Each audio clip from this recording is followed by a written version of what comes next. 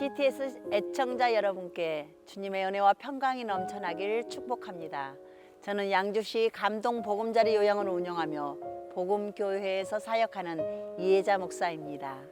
오늘은 약함이 곧 강함이라는 주제로 말씀을 전하려고 합니다. 그러므로 내가 그리스도를 위하여 약한 것들과 능욕과 궁핍과 박해와 공고를 기뻐하노니 이는 내가 약한 그때의 강함이라.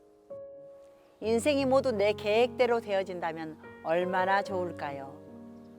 오늘 하나님은 바울을 통해 고린도 교회에게 주시는 귀한 말씀은 인생을 살다가 큰 벽을 만날 때 어떻게 이겨나가야 하는지를 알려주고 있습니다. 먼저 바울은 자신의 어떤 모습과 상황에도 하나님의 섭리를 발견하는 감사의 신앙을 갖고 이겨나갑니다. 바울은 출신 성분이 확실하며 은사 또한 누구에게 뒤지지 않고 신앙의 연단 또한 누구보다 강하게 받은 하나님의 사람입니다. 그런 그가 육체의 가시를 가지고 있습니다. 3번이나 기도했지만 풀리지 않는 문제입니다. 우리는 이런 문제를 만나면 왜 나에게 이런 힘든 문제를 주실까 하며 좌절하게 됩니다. 그런데 바울은 자신의 연약함을 자랑합니다. 왜일까요? 7절에 말씀합니다. 여러 계시를 받은 것이 지극히 크므로 너무 자만하지 않게 하시려고. 바울은 육체의 가시에도 불구하고 그것으로 핑계하거나 좌절하지 않고 바울을 자만하지 않게 하시려는 하나님의 섭리를 발견하는 신앙입니다. 저는 40대 중반에 뇌종양으로 13시간의 수술을 겁없이 마쳤습니다. 그런데 깨어나고 보니 4살배기 어린아이가 되어서 물건 이름을 맞추지 못하고 지인들 이름을 모르고 겁나고 부끄럽고 무섭고 혼자 일어설 힘이 없었습니다. 한쪽 얼굴은 마비가 되고 3차 신경통이 찾아왔고 눈은 감겼습니다. 그 눈이 떠지기를 매일 사진을 찍어 비교하며 1년 만에 눈을 떴는데 사시가 되어버렸습니다. 일반 목회를 하던 저는 한쪽 눈과 얼굴에 고통이 찾아왔고 몸의 균형을 잡기도 힘들었습니다. 그 이후 저는 복지 사역을 시작하였습니다. 현재 양주시에서 기독교 노인 복지시설인 99인 어르신을 모시는 감동 복음자리 요양원을 운영하고 있습니다.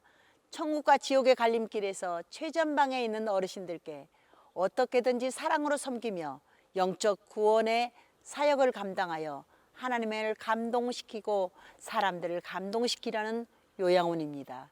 대부분 기도와 찬양과 예배가 그리워서 오신 권사님과 장로님들이 많으시고 약한 어르신들이지만 예배 때는 영적 삶을 사시는 것이 너무 알게 됩니다.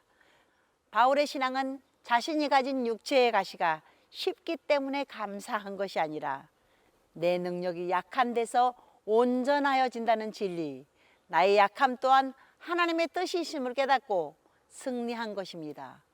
또한 바울은 약한 자에게 그리스도의 능력이 대신 일하심을 믿기에 이겨나갈 수 있습니다. 그는 10절에 약한 그때가 강함이라고 하십니다. 이 말씀은 사람에게 기대하고 사람에게 만족하려는 세상 사람들은 도저히 이해할 수가 없습니다. 우리가 강할 수 있는 것은 내가 일할 때가 아니라 그리스도께서 나를 통해 일하실 때입니다. 주저하지 말고 하나님께 손 내미십시오. 아버지는 자기 자녀를 절대 외면하지 아니하십니다.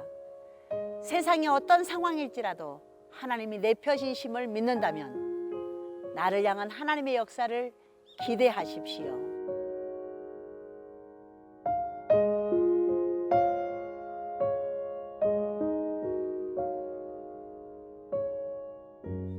이제 우린 약함을 인정합시다. 내 힘만으로는 일어설 수 없음을 인정합시다. 내가 어떤 상황에 있을지라도 하나님은 그 상황 속에서 우리를 통해 일하십니다. 사랑하는 CTS 애청자 여러분의 삶에 오늘 나의 약함이 강함이 되는 역사가 일어나시길 주님의 이름으로 축원합니다.